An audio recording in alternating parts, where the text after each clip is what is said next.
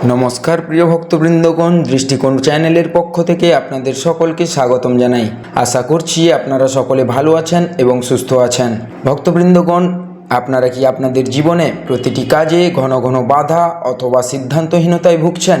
আপনাদের কি প্রয়োজন এমন এক ঐশ্বরিক বুদ্ধি ও প্রজ্ঞা যা আপনাদের সমস্ত জটিলতা দূর করে জীবনে অবিচ্ছিন্ন সফলতা নিয়ে আসবে? যদি আপনাদের উত্তর হ্যাঁ হয়, তবে আপনাদের জন্য আজকের দিনটি এবং আজকের এই পর্বটি অত্যন্ত গুরুত্বপূর্ণ। আজ বুধবারের এই পবিত্র লগ্নে আমরা স্মরণ করছি সেই পরম আরাধ্যকে, অর্থাৎ সিদ্ধিদাতা বিঘ্নহর্তা গণেশজিকে, যিনি জ্ঞানের দেবতা, যিনি সকল বাধার বিনাশকারী এবং যিনি শুভ কাজের সূচনা করেন। শাস্ত্রে বলা হয়, বুধবার নিষ্ঠা ভরে গণেশজির মন্ত্র জপ বা শ্রবণ করলে শুধু বাধা দূর হয় না, তা আপনাদের বাণিজ্য, শিক্ষা এবং আর্থিক জীবনেও অভূতপূর্ব উন্নতি এনে দেয়। এই মন্ত্রটির কম্পন আপনাদের মস্তিষ্কের বুদ্ধি এবং মনোযোগের কেন্দ্রকে সজাগ করে তুলবে। ভক্তবৃন্দগণ, আজ আমি আপনাদের জন্য নিয়ে এসেছি এমন এক শক্তিশালী ও দুর্লভ গণেশ মন্ত্র, যা কেবল আপনাদের কার্যসিদ্ধি করবে না, বরং আপনাদের জীবনে সুখ, সমৃদ্ধি ও চিরস্থায়ী শান্তি প্রতিষ্ঠা করবে। এই মন্ত্রের গভীর অর্থ এবং পবিত্র ধ্বনি আপনাদের মনকে শান্ত করে এক নতুন পথের সন্ধান দেবে। তাই সমস্ত উদ্বেগ দূরে সরিয়ে এক শান্ত মন নিয়ে আজ আমার সঙ্গে যুক্ত হন। একটি মুহূর্তও হারাবেন না, কারণ আজকের এই মন্ত্রের শক্তি আপনাদের জীবনের সবচেয়ে বড় অলৌকিক পরিবর্তন আনতে চলেছে। তো আসুন ভক্তবৃন্দগণ, আজকের মন্ত্রটি শুরু করা যাক। ওম লম্বোদরায় নমঃ। সর্বেষ্টার্থ সিদ্ধায়ে লম্বোদরায় নমো নমঃ। ওম লম্বোদরায় নমঃ। সর্বেষ্টার্থ সিদ্ধায়ে লম্বোদরায় নমো নমঃ। ওম লম্বোদরায় নমঃ। সর্বেষ্টার্থ সিদ্ধায়ে লম্বোদরায় নমো নমঃ। ওম লম্বোদরায় নমঃ। সর্বেষ্টার্থ সিদ্ধায়ে লম্বোদরায় নমো নমঃ। ওম লম্বোদরায় নমঃ। সর্বেষ্টার্থ সিদ্ধায়ে লম্বোদরায় নমো নমঃ। ওম লম্বোদরায় নমঃ। সর্বেষ্টার্থ সিদ্ধায়ে লম্বোদরায় নমো নমঃ। ওম লম্বোদরায় নমঃ। সর্বেষ্টার্থ সিদ্ধায়ে লম্বোদরায় নমো নমঃ। ওম লম্বোদরায় নমঃ। সর্বেষ্টার্থ সিদ্ধায়ে লম্বোদরায় নমো নমঃ। ওম লম্বোদরায় নমঃ। সর্বেষ্টার্থ সিদ্ধায়ে লম্বোদরায় নমো নমঃ। ওম লম্বোদরায় নমঃ। সর্বেষ্টার্থ সিদ্ধায়ে লম্বোদরায় নমো নমঃ। ওম লম্বোদরায় নমঃ। সর্বেষ্টার্থ সিদ্ধায়ে লম্বোদরায় নমো নমঃ। ওম লম্বোদরায় নমঃ। সর্বেষ্টার্থ সিদ্ধায়ে লম্বোদরায় নমো নমঃ। ওম লম্বোদরায় নমঃ। সর্বেষ্টার্থ সিদ্ধায়ে सिद्धाये लंबोदराय नमो नमः। ॐ लंबोदराय नमः। सर्वेष्टार्थसिद्धाये लंबोदराय नमो नमः। ॐ लंबोदराय नमः। सर्वेष्टार्थसिद्धाये लंबोदराय नमो नमः। ॐ लंबोदराय नमः। सर्वेष्टार्थसिद्धाये लंबोदराय नमो नमः। ॐ लंबोदराय नमः। सर्वेष्टार्थसिद्धाये लंबोदराय नमो नमः। ॐ लंबोदराय नमः। सर्वेष्टार्थसिद्धाये लंबोदराय नमो नमः।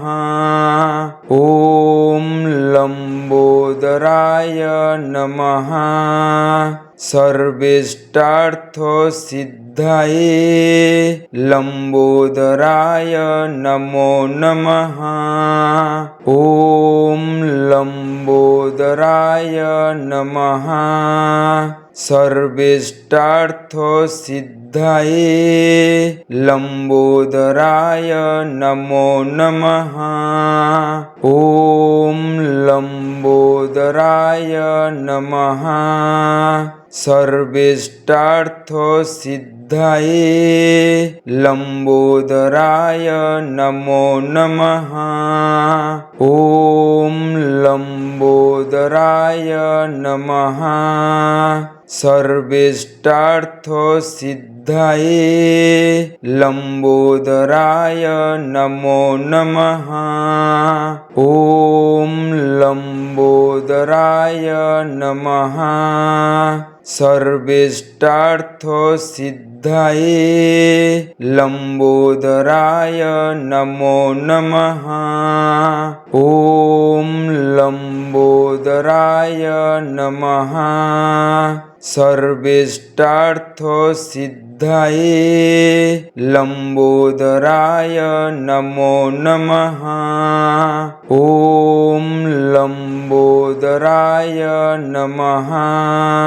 सर्वेष्टार्थसिद्धाये लंबोदराय नमो नमः। ॐ लंबोदराय नमः। सर्वेष्टार्थसिद्धाये लंबोदराय नमो नमः। ॐ लंबोदराय नमः। सर्वेष्टार्थसिद्धाये लंबोदराय नमो नमः। ॐ लंबोदराय नमः। सर्वेष्टार्थसिद्धाये लंबोदराय नमो नमः। ॐ लंबोदराय नमः। सर्वेष्टार्थसिद्धाये लंबोदराय नमो नमः। ॐ लंबोदराय नमः। सर्वेष्टार्थसिद्धाये लंबोदराय नमो नमः। ॐ लंबोदराय नमः। सर्वेष्टार्थसिद्धाये लंबोदराय नमो नमः। ॐ लंबोदराय नमः। सर्वेष्टार्थसिद्धाये लंबोदराय नमो नमः। ॐ लंबोदराय नमः। सर्वेष्टार्थसिद्धाये लंबोदराय नमो नमः। ओम लंबोदराय नमः। सर्वेष्टार्थसिद्धाये लंबोदराय नमो नमः। ओम लंबोदराय नमः। सर्वेष्टार्थसिद्धाये लंबोदराय नमो नमः। ओम लंबोदराय नमः। सर्वेष्टार्थसिद्धाये लंबोदराय नमो नमः। ओम लंबोदराय नमः। सर्वेष्टार्थसिद्धाये लंबोदराय नमो नमः। ओम लंबोदराय नमः। सर्वेष्टार्थसिद्धाये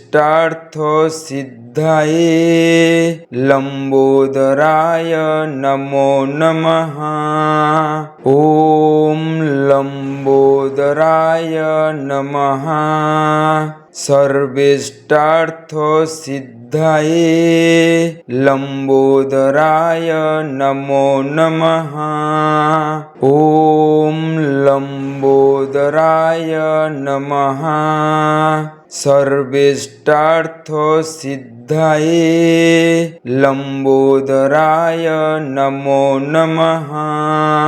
ओम लंबोदराय नमः। सर्वेष्टार्थसिद्धाये लंबोदराय नमो नमः। ओम लंबोदराय नमः। सर्वेष्टार्थसिद्धाये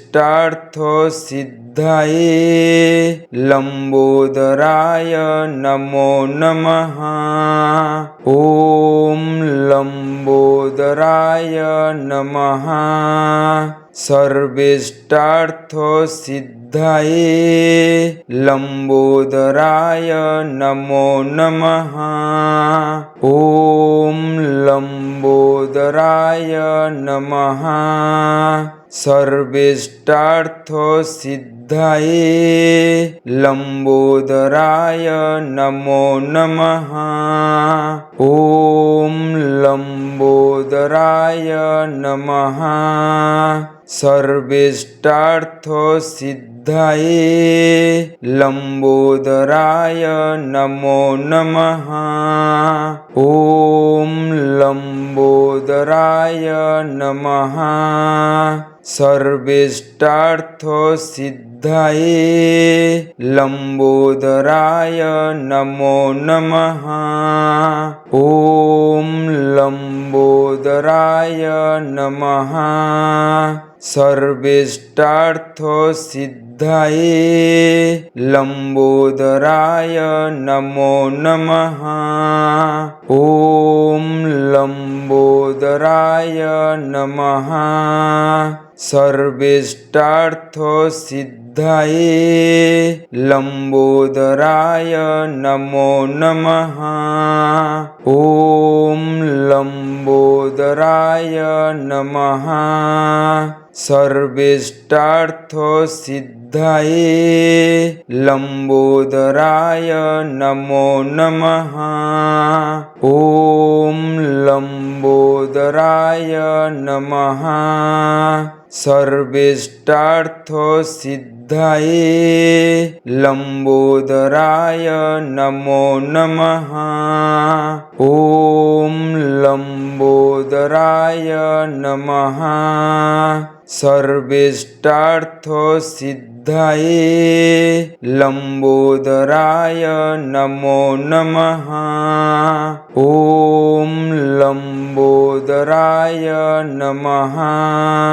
सर्वेष्टार्थसिद्धाये लंबोदराय नमो नमः। ओम लंबोदराय नमः। सर्वेष्टार्थसिद्धाये लंबोदराय नमो नमः। ॐ लंबोदराय नमः। सर्वेष्टार्थसिद्धाये लंबोदराय नमो नमः। ॐ लंबोदराय नमः। सर्वेष्टार्थसिद्धाये लंबोदराय नमो नमः। ॐ लंबोदराय नमः। सर्वेष्टार्थसिद्धाये लंबोदराय नमो नमः। ॐ लंबोदराय नमः। सर्वेष्टार्थसिद्धाये लंबोदराय नमो नमः। ॐ लंबोदराय नमः। सर्वेष्टार्थसिद्धाये लंबोदराय नमो नमः। ॐ लंबोदराय नमः। सर्वेष्टार्थसिद्धाये लंबोदराय नमो नमः। ॐ लंबोदराय नमः। सर्वेष्टार्थसिद्धाये लंबोदराय नमो नमः। ॐ लंबोदराय नमः। सर्वेष्टार्थसिद्धाये लंबोदराय नमो नमः।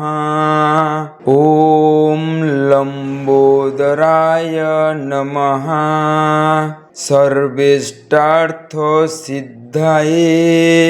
लंबोदराय नमो नमः। ॐ लंबोदराय नमः। सर्वेष्टार्थसिद्धाये लंबोदराय नमो नमः। ॐ लंबोदराय नमः। सर्वेष्टार्थसिद्धाये लंबोदराय नमो नमः। ॐ लंबोदराय नमः। सर्वेष्टार्थसिद्धाये लंबोदराय नमो नमः। ॐ लंबोदराय नमः। सर्वेष्टार्थसिद्धाये लंबोदराय नमो नमः। ॐ लंबोदराय नमः। सर्वेष्टार्थसिद्धाये लंबोदराय नमो नमः। ॐ लंबोदराय नमः। सर्वेष्टार्थसिद्धाये लंबोदराय नमो नमः। ॐ लंबोदराय नमः। सर्वेष्टार्थसिद्धाये लंबोदराय नमो नमः। ॐ लंबोदराय नमः। सर्वेष्टार्थसिद्धाये लंबोदराय नमो नमः। ॐ लंबोदराय नमः। सर्वेष्टार्थसिद्धाये लंबोदराय नमो नमः। ॐ लंबोदराय नमः। सर्वेष्टार्थसिद्धाये लंबोदराय नमो नमः। ॐ लंबोदराय नमः। सर्वेष्टार्थसिद्धाये लंबोदराय नमो नमः। ॐ लंबोदराय नमः। सर्वेष्टार्थसिद्धाये लंबोदराय नमो नमः। ॐ लंबोदराय नमः। सर्वेष्टार्थसिद्धाये लंबोदराय नमो नमः। ॐ लंबोदराय नमः। सर्वेष्टार्थसिद्धाये लंबोदराय नमो नमः। ॐ लंबोदराय नमः। सर्वेष्टार्थसिद्धाये लंबोदराय नमो नमः। ॐ लंबोदराय नमः। सर्वेष्टार्थसिद्धाये लंबोदराय नमो नमः। ॐ लंबोदराय नमः।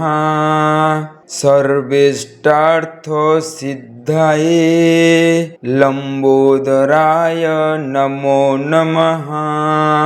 ॐ लंबोदराय नमः। सर्वेष्टार्थसिद्धाये लंबोदराय नमो नमः।